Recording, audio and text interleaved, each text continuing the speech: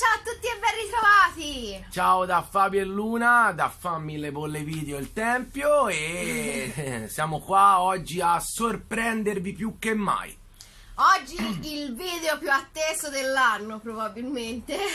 Soprattutto dal pubblico indipendente di alta qualità, perché è per veri amanti, ecco. Sì, e è un video su un regista internazionale, quindi inauguriamo con lui. Sì. Registi internazionali di talento indipendenti. Prima puntata, perché noi siamo a tantissime puntate, l'indipendente italiano, e qua andiamo sull'internet, visto che molti ci dicevano anche vi seguiamo, però fateci anche qualcuno di internazionale. Noi, pur dicendo che abbiamo l'amore verso il cinema italiano e più conoscenze, vogliamo buttarci anche per prendere altri fan, diciamo, e amanti cinefili del cinema internazionale. Iniziamo la nostra. Anche perché l'indipendente è una grande famiglia e dobbiamo accogliere anche coloro che non sono italiani e quindi il cinema a noi ci piace in tutte le sue forme. Siamo basta. cresciuti con tutto noi, quindi non abbiamo ghettizzazione di né generi e né tantomeno di nazionalità. Se vi dobbiamo dire la verità, nel corso degli anni, anzi, il gusto si è sempre più ampliato certo. e ora ci gustiamo pellicole di tutti i generi. Quindi, allora, vai. il grande, Vai. grandioso, disponibilissimo, Top player, bravissimo, number one, amatissimo da voi, tanti ce l'avevate chiesto, noi non volevamo dire, ma siamo arrivati a fare la mega puntata su talentuoso, Dave Jackson! che salutiamo perché Grande, sappiamo che ci sta grande. seguendo. Dave Jackson, un grande, vi garantisco che è stato con noi una persona, perché oltre ad essere un regista noi parliamo anche a livello umano, disponibilissima, gentilissimo. Noi eravamo in ferie, io e Luna alle terme, e Dave ci Immersi risponde nella nebbia più totale, sì, nel freddo, e nel freddo squilla il telefono e era Dave che ci ha risposto, perché noi abbiamo fatto delle domande, ma come ci ha risposto? ha risposto a delle domande in una maniera puntigliosa, una maniera perfetta, andando precisa, nel dettaglio, nell'intimità della pellicola e dei lavori, e essendo di una disponibilità unica ci ha risposto alle ore. Noi purtroppo siamo in Italia, non avevamo calcolato il fuso giapponese, e lui ogni tanto mi faceva: Fabio, Scusa, però sono un po' stanco, da noi sarebbero le 4 le 3 di notte. Vabbè, dai, scusa se ti abbiamo fatto perdere ore di sonno, ma ne è valsa la pena, Secondo me perché sì. qui in Italia ti stavano aspettando e non è detto che lui venga in Italia, c'è perché già stato, la ama. bravo, la ama in tutte le sue forme, dal cibo al cinema, che ora ve ne parleremo, e può darsi che verrà poi magari a fare anche una proiezione di e noi saremo già presenti, lo affermiamo adesso, lo diciamo con tranquillità, saremo già. Consideriamo che Dave Jackson è molto legato all'Italia, è cresciuto con il cinema italiano. L'abbiamo fatto decine di domande e noi ci sentivamo in dovere di condividervele con voi, ecco. Però prima di parlare di questa cosa volevo mettere un banner pubblicitario, perché oggi faremo quelli bravi dei video, perché oggi ci sarà un premio per coloro che seguiranno tutto il video. Dai, allora, però spiega. ci sono delle regole. Allora, dovrete guardare tutto il video e non fate, com'è che si dice, che vanno avanti? Skippano, vanno avanti, vanno indietro. Si vede, ma noi, poi noi ce ne abbiamo pochi skippati, perché quando fortunatamente andiamo a vedere 1000, 2000, 3000 visualizzazioni qui su Facebook di minuti, delle volte raddoppiano anche, quindi lo vedono più volte, quindi fortunatamente non skippa, perché abbiamo un pubblico, e noi ringraziamo davvero di persone che seguono, ecco, che sono amanti e che sono cinefili veri. Li obblighiamo così, no, like. Sì, mi fa piacere. Allora, per avere questo premio, che ora vi diremo cos'è, che sarà, lo regaleremo a uno o 2 estratti comunque da noi a sorte, non mafiata, quindi estratti a sorte, magari non conoscere. Dovete fare like, vai, condivisione condivisione e commento. il commento positivo chiaramente al regista che legge. Al regista, quello che vi pare, però non è che potete scrivere top, finito. No. Non vale E quel noi, e voi dite cosa ci date in cambio? Come premio a Bielluna abbiamo deciso di darvi uno o più link dei lavori che Dave ci ha regalato, pubblici, che vi racconto, non trovereste mai, ma vi spiego perché sono in giapponese, per esempio, i titoli è impossibile trovarli, o hai il dei link. film che vi parleremo. Quindi mi raccomando, attenti bene. Attenti bene. Quindi, allora inizia a girare vai. a 14 anni. Sì, nel liceo, dove lui mi ha detto Fabio non te le mando, Luna non ve le mando perché fanno schifo. Io dubito, perché secondo me un regista di sono i talento primi lavori. sono gli esperimenti, che però noi le amiamo. Ha visto delle volte, infatti anche tanti registi ci fanno guarda ti mando un pezzo di montato però senza nemmeno l'audio, e qui è il bello, e poi vedi lì la genuinità del lavoro, dell'occhio del regista, perché poi quando è tutto patinato, tutto pronto, facile. Poi inizia a masticare cinema, a mangiarselo proprio questo cinema, e inizia a guardare tutti i film italiani. Fra i suoi idoli ce ne sono tanti di registi italiani. Quali? No, diceli te. Io so solo che il suo preferito è uno tra i miei, che è Fulci. Poi vabbè, adora Bava, Argento, allora, ma dici un po' te vi più, dico qualche titolo. Lui comunque è cresciuto con Noi il ci nostro siamo presi cinema horror. 2 appunti, giusto perché anche che poi appunti io sono astigmatico e miope, quindi degli appunti che io leggerò benissimo, immagino, ecco. Allora, non tagliando niente. Partiamo dal West. Il maestro Sergio Leone, quindi C'era una volta il West, Della morte e dell'amore di Soavi. Grande Soavi, ecco, Soavi me l'ero scordato, vedi? Non si sevizia un paperino di Fulci, che è l'Aldilà, che è del 72, non si sevizia un paperino, 75, e l'Aldilà è 81. Poi Luigi Cozzi con L'assassina è costretta ad uccidere ancora del 75. Ecco, questo era il 75. Poi c'è Dario con Grande. Tenebre.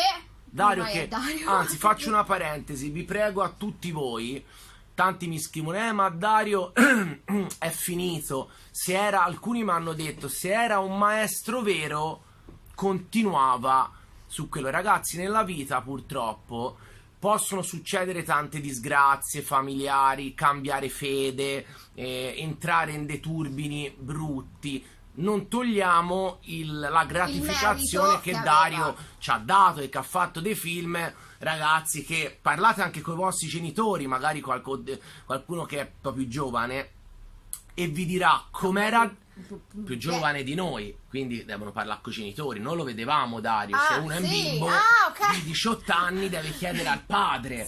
Ecco, no, io avevo capito, chiedete a quelli più giovani. No, è più quindi tipo io stesso che me le sono visti, e te tutti Dario, Fulci, ma quando io parlavo con mio padre mi diceva Fabio, Dario era un idolo per noi, cioè non si poteva capire cosa ci dava in quel momento. Mio babbo mi diceva quando siamo andati in viaggio di nozze con mia madre, io mi ricordo ancora i suoi film ci scioccavano. Profondo Rosso! Ma ha detto ma voi non avete idea a vederlo in sala, Profondo Rosso, la musica. Ha detto andavi poi in albergo, eri scioccato 2 giorni scioccato, quindi è normale, noi a oggi siamo fruitori di seconda generazione, diciamo, non di terza. Ma poi ora noi siamo abituati a vedere sì, di tutto.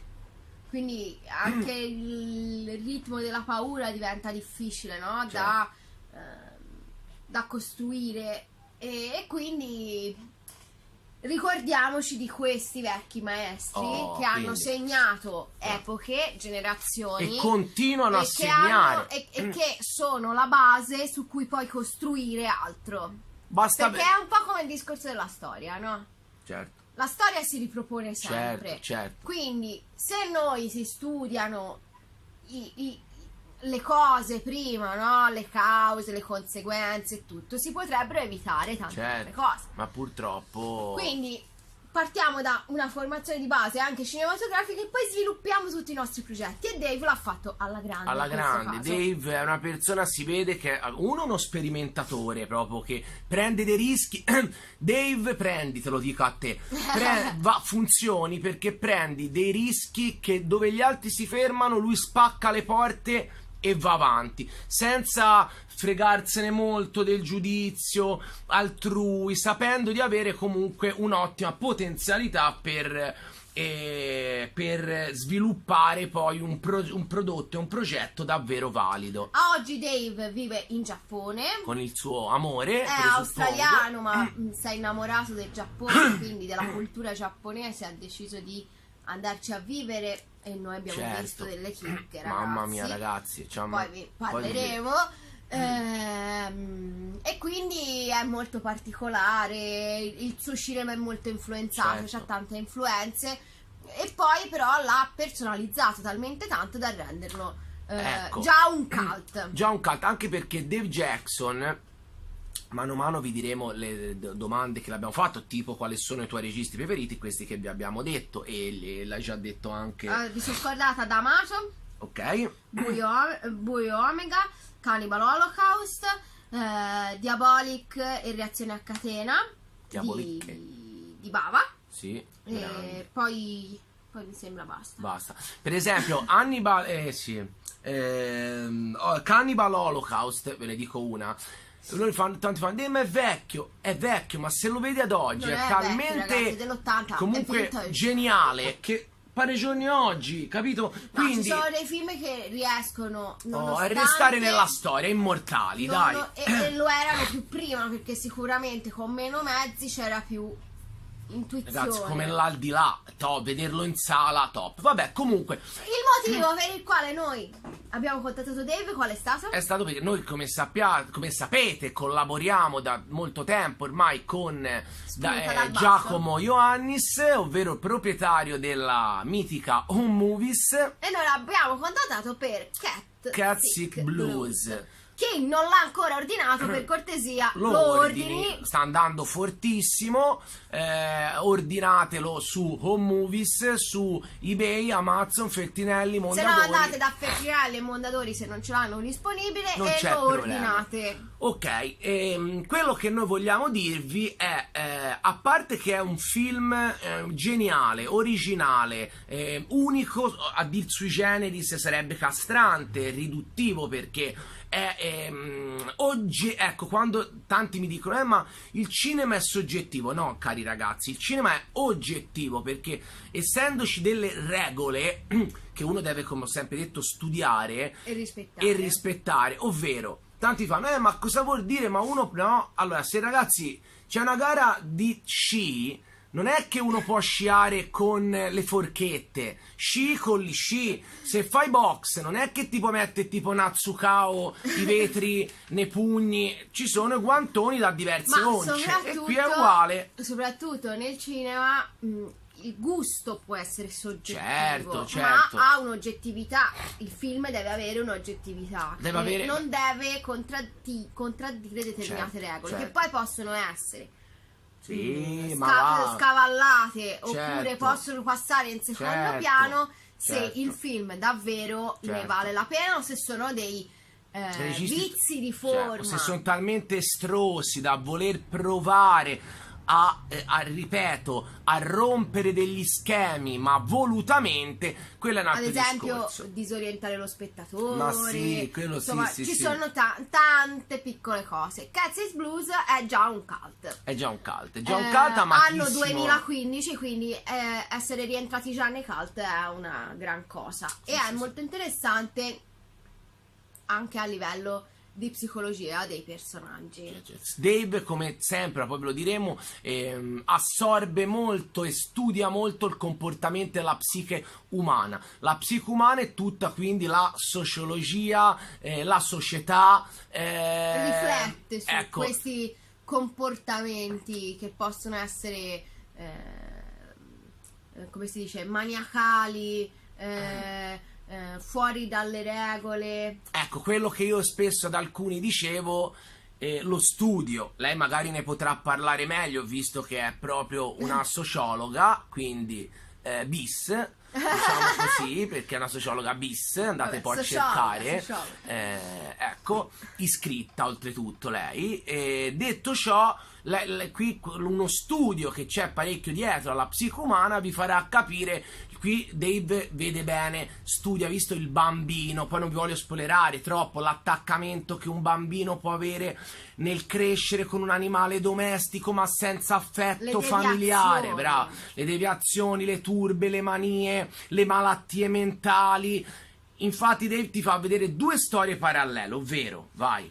La prima è la storia di Ted, che praticamente è un uomo che ha perso il gatto, cioè gli è morto il gatto.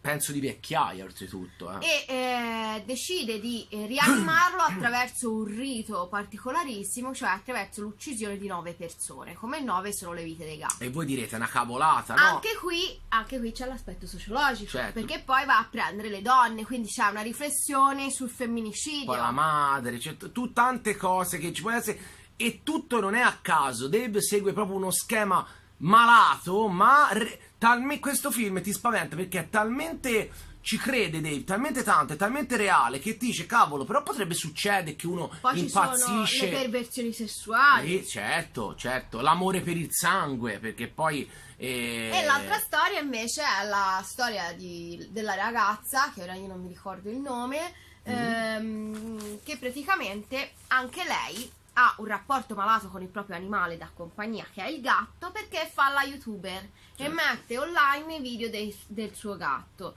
E qui c'è un'altra riflessione a quelli che sono i movimenti di internet, la nuova società, come si può fare soldi, che tutti possono fare soldi, insomma ci sono tanti spunti di riflessione. Non è un horror e basta. I due si incontrano in un gruppo di autoaiuto, quindi anche questo è un altro elemento importante a livello di società. Sapete che i gruppi di autoaiuto nascono in America, hanno i 12 passi, nascono dagli alcolisti anonimi. È normale che se voi mi prendete il film così com'è mi dite sì vabbè è un bell'horror finito, dovete guardare i dettagli. Certo.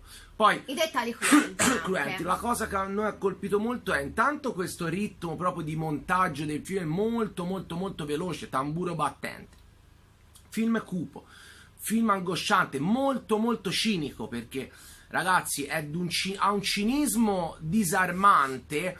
E la cosa ancora più assurda è che proprio io l'ho nominato Cats in Blue uguale una macchina da morte a moto perpetuo, cioè è un treno senza guidatore e senza freni che aspetta solo di schiantarsi verso il capolinea. E questo è Cats in Blue, non ha freni, cioè ottimi quelli rallenti che poi ti dà, usa molto in America, e poi ti dà quegli schiaffoni di movimento di macchina molto tecnici che usano molto in America. In Italia ho visto anche dei nostri ragazzi, non vi voglio spoilerare troppo, che saranno nel nostro DVD dove noi siamo autori, che uscirà poi a breve, da questi movimenti di macchina ciaschia che a noi piacciono. Comunque molti hanno una cosa molto... Sicuramente da padrone chi fa anche gli attori, i 2 attori principali che sono riusciti a impersonare al meglio i 2 protagonisti. Chi sono? Allora, perché qui c'è stata la domanda chi specifica. Allora, come li hai scelti? Come li ha scelti? Intanto li ha scelti Dave per una maniera fortuita, assurda, ovvero c'era lo sceneggiatore, pensate un po', e Dave, poi c'era Andrew Gallagher, e loro erano assieme a Matt che stavano riguardando un po' la sceneggiatura.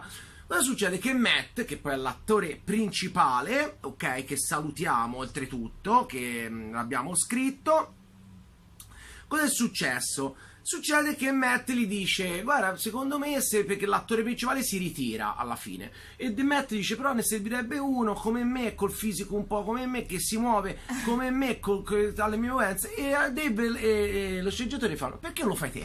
Rimangono talmente affascinati da farlo provinarlo, e da lì parte l'amore per Matt, quindi hanno voluto subito Matt e è andato così. Invece l'attrice l'hanno scelta dopo aver fatto dei casting, ma è stato amore a prima vista per lei, che ha una recitazione totalmente opposta a quella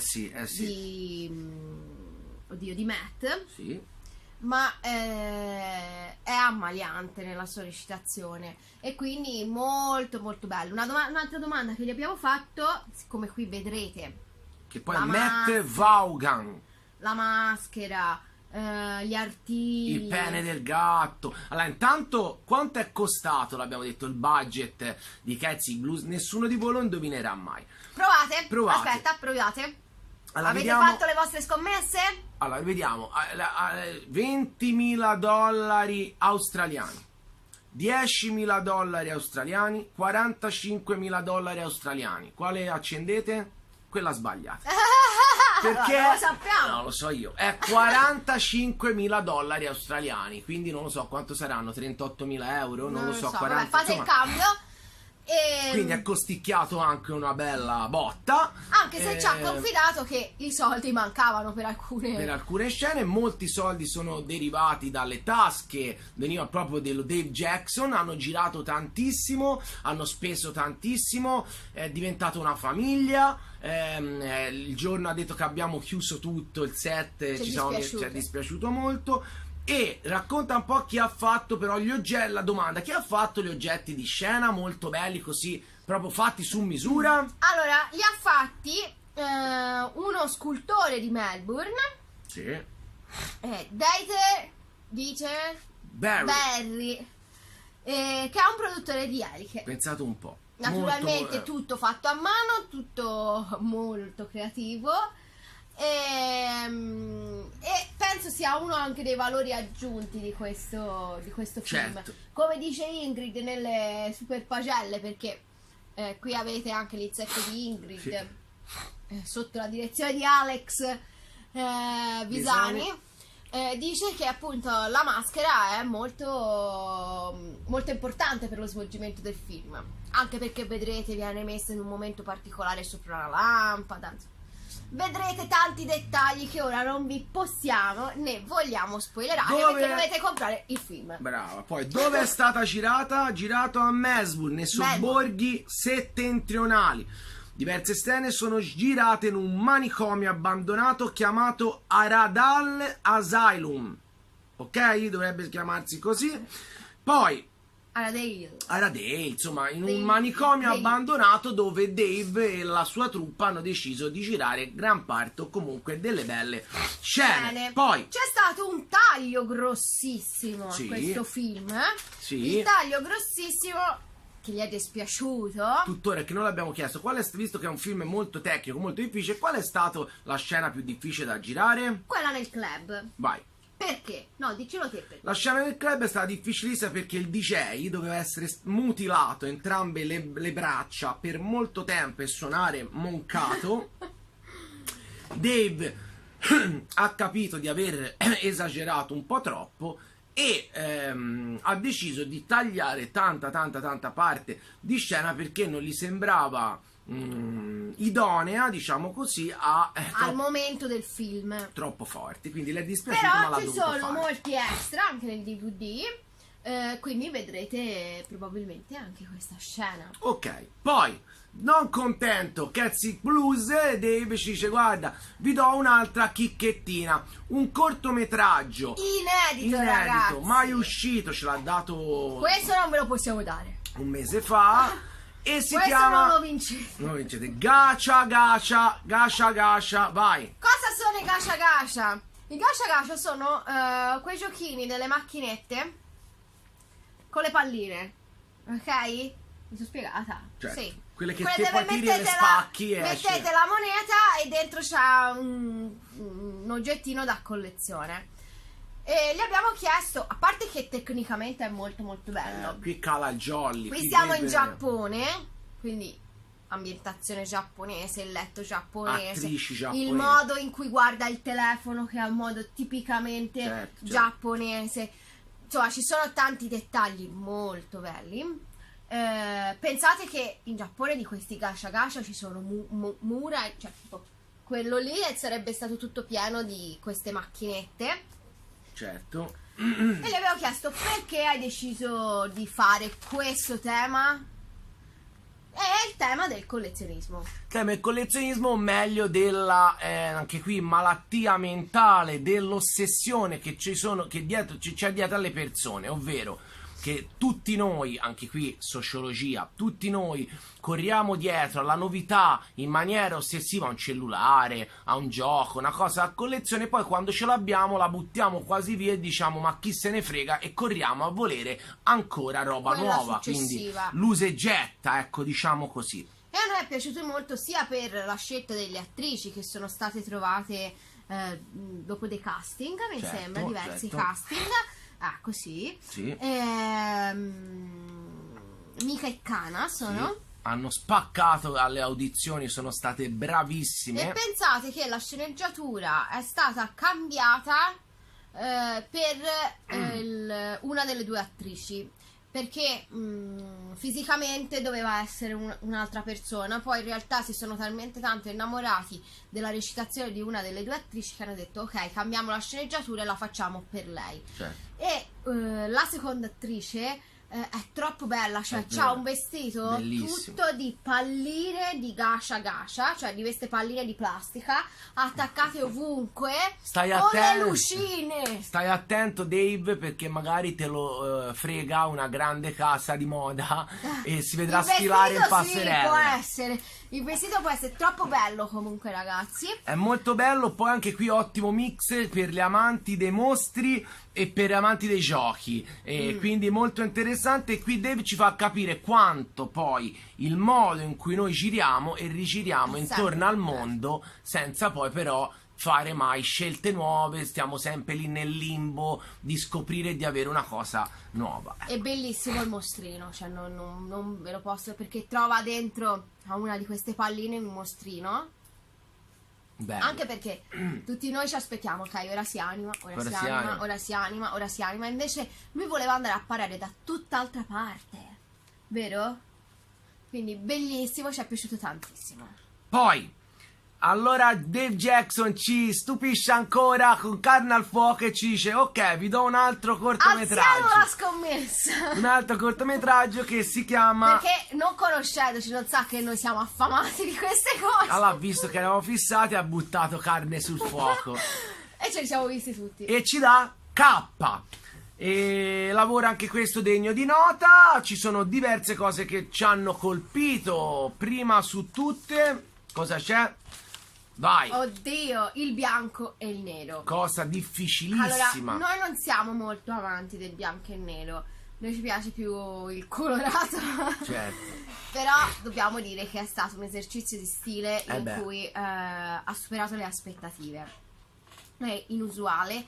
Ti affascina tantissimo questo film, ha delle ottime inquadrature, la musica è sempre molto presente. In realtà in tutti i suoi film la musica è come si dice sempre noi, è un tamburo battente sempre, che mette il ritmo al film, e quindi naturalmente enfatizzando il montaggio.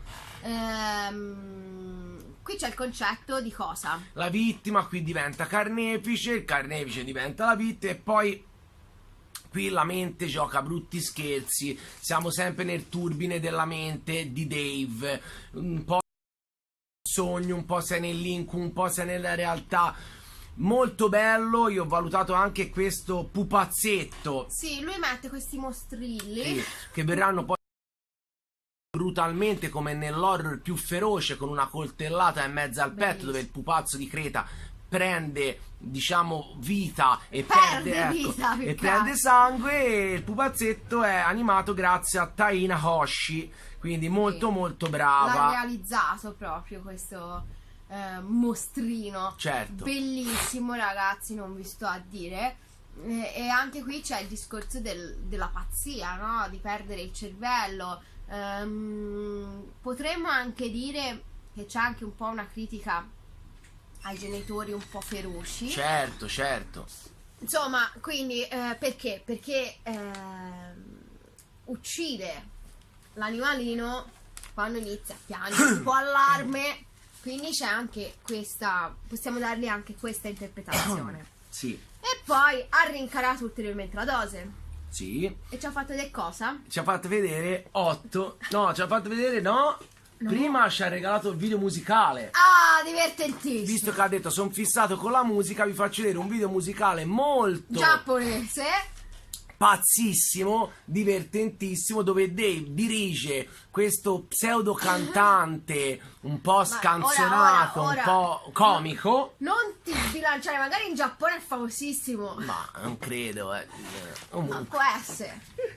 Cosa fai? Insomma, ci siamo divertiti tantissimo a guardarlo. Forse ci voleva far vedere anche il suo lato molto scanzonato. Molto burlone. E poi ci fa vedere 8 episodi di una serie che ha fatto per la televisione. Pazzesca, ragazzi. E queste non li trovate, ma noi qualche chicca ve la possiamo dare. Quindi vi diremo vabbè, però poi dire il titolo lo trovano. No, infatti non glielo diciamo. Ok, allora non li si dice. È una serie di 8 episodi, bellissima, divertentissima, geniale. Ogni episodio è una cosa, ma tutti collegati da degli incubi, vi diciamo così. E già vi ho spoilerato. Il vincitore che metterà il like, che condividerà, che se li vedrà tutti farà il commento, se li vedrà tutti e 8, perché noi manderemo il link in privato.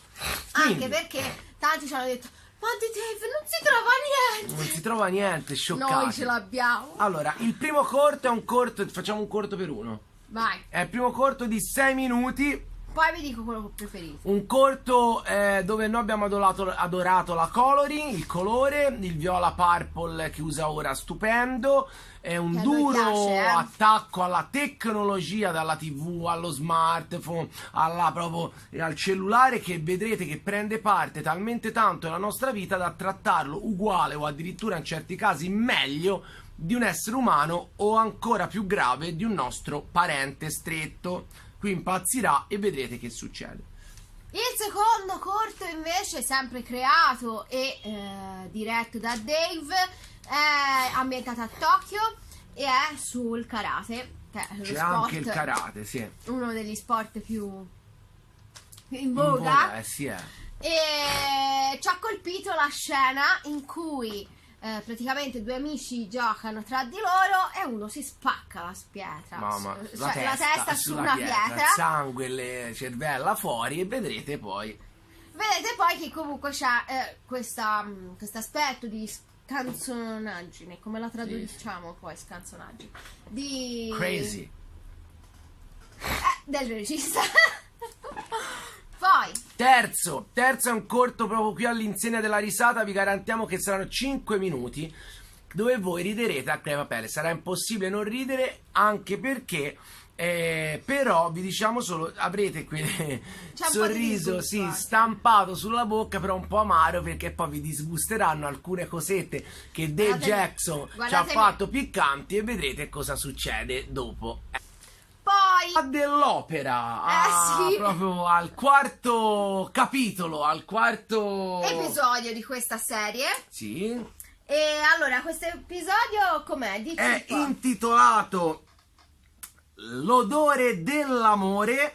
Un corto molto brillante, originale, scorre molto molto veloce, anche se a pochi minuti sembra davvero pochi secondi, perché inizia e finisce in un batter d'occhio e è pungente. È un cortometraggio che colpisce, che si segue molto volentieri, e soprattutto vi avvisiamo, se avete mangiato da poco tempo, vi consigliamo di attendere almeno un'oretta, perché vedrete delle schifezze davvero devastanti. Noi non abbiamo ancora capito il rapporto che Dave ha col cibo. Comunque voi state distanti dalla tavola e non mangiate con questo cortometraggio. Però potete guardare quello successivo, anche se anche qui c'è sempre il cibo di mezzo. Ma il quinto episodio di questa serie, a detta nostra e da parte del regista, sicuramente quello più completo, seppur rimanendo sui generis, quindi un cortometraggio che vi stupisce. Sì, mi spiazza anche qua, però, perché rimani un po' interdetto alla visione di alcune scene davvero estreme. Però è molto interessante, perché si uniscono praticamente l'amore che Dave ha per il suo paese d'origine e per il suo paese d'adozione. Quindi una giapponese vi porterà in vacanza in Australia. E qui non vuole essere un'offesa, c'è un po' di sfottò, un po' di goliardia. Ma sì. Quindi vedrete lo sport, il cibo, l'hobby, la cultura dell'Australia vista un po' in maniera dagli occhi cattivuccia, diciamo così. Giapponese. Ma come si dice sempre, ognuno di noi vuol dire qualcosa di male sulla propria città, lo può dire, ma se lo dicono gli altri non va bene. Quindi poi, si prende sul serio, ma non troppo, e non lo prendete troppo sul serio. Ama la sua Australia così come ama il suo Giappone. Corriamo al sesto episodio che si chiama Bocche Bagnate. Già vi fa capire. Dave anche qua riesce, cosa assurda, a divertirci, allo stesso tempo allontanarci, perché è talmente irriverente da sconvolgerci, che lui potrebbe da farti vedere i denti che cadono a pezzi con un dentifricio con tutto il sangue sulla bocca, mostri, ridere, riesce a mescolare bene più generi come solo in pochi talenti sanno fare, e bisogna riconoscere al regista questa sua capacità di saltare da un genere a un altro, diversissimi. Il settimo invece è quello del rapporto tra madre e figlio, e comunque anche delle perversioni, perché come vi abbiamo detto è un regista complesso, Dave. Non fermatevi a quello che guardate sullo schermo, ma cercate di dargli un'interpretazione, e in questo caso siamo appunto davanti a due attori che hanno questa perversione, diciamo così, di voler essere bambini. Sì, la cosa assurda è che poi da lo scherzo, dove tutto nasce, inizia Dave, ti catapulta in un mondo talmente comunque surreale, ma allo stesso tempo reale, da far diventare quasi da una commedia andare sul thriller poliziesco, proprio per la bravura sua di cambiare. Bravo. Poi è sempre al limite del disgusto, cioè ti vuole portare a disgustare una determinata situazione. Vai, ultimo, ma non per qualità, ma perché è l'ultimo della serie, diciamo così. Ha fotografia, inquadratura, slow motion sempre al top. Sempre sopra le righe, sempre sopra le righe. E anche qua molto molto interessante vedere che non frena mai, non si crea barriere, non si crea problema, sembra tutto un corto calmo, carino, pieno d'amore, ma sai già che Dave ti colpirà in un occhio da un momento a un altro, e tutto si ribalterà. E grandi colpi di scena anche qua. Eccoci. Allora, vediamo giusto due curiosità. Tanto ormai ve ne abbiamo date tante, due in più, non è che vi spaventate. Vi avevamo detto di prepararvi qualcosa da bere. Ecco, se non l'avete fatto, cavoli vostri. Qui giusto per i tecnici. Quindi, allora, con cosa gira Dave? Abbiamo chiesto con cosa gira. Allora, Dave è veramente come ho detto, uno sperimentatore. Considerate che Dave Jackson usa molte macchine per girare, soprattutto, ad esempio, in Gasha Gasha, il direttore della fotografia ha usato una Harry Alexa. Per tanti di voi registi è come dire per un automobilista una Ferrari da gara. Ecco, questo è quanto. Harry Alexa. Poi in Cats Blues ha usato una Blackmagic, anche qua molto molto varia. Per altri lavoretti un po', diciamo, prima ha usato una Canon 550 e una Mark III, quindi comunque ha tutte macchine davvero valide. Poi, e com'è che sceglie i propri scatti, no? Gli abbiamo chiesto. Lui ascolta la musica, legge la sceneggiatura, prova nella sua mente, e solo successivamente, dopo questa visualizzazione, cerca di capire come andrà a finire, e predilige sempre un montaggio molto veloce. Quindi considerate che tutti molti dei suoi progetti, la musica che è molto, come aveva detto Luna, molto presente, è stata composta spesso da Matt Rivert, grandissimo brillante designer, scrittore, musicista, che comunque corona tanti dei suoi lavori. E pensate che tanti degli incubi che vedete nei suoi lavori, e i fortunati li vedranno, quelli super segreti, tranne Gasha Gasha, che non lo possiamo dare per adesso, ma sono incubi del regista. Ora, noi speriamo che questa recensione vi sia piaciuta. Sì. E ricordiamo che tutto questo è possibile, quindi sosteniamo. Se vi è piaciuta, condividete, mettete like, commentate, e noi continueremo anche con registi internazionali. Grazie di nuovo al nostro amico Bomberone e al bomberone Alex Visani e alla sua dolce metà Ingrid, che ci ha portato insieme a Giacomo della Movies Sketches Blues in Italia. Sì. E niente, noi siamo sempre qui. Speriamo che venga bene sto video perché casino. Restate connessi. Mi raccomando, like, condivisione e commento. Ciao. Alla prossima, ciao.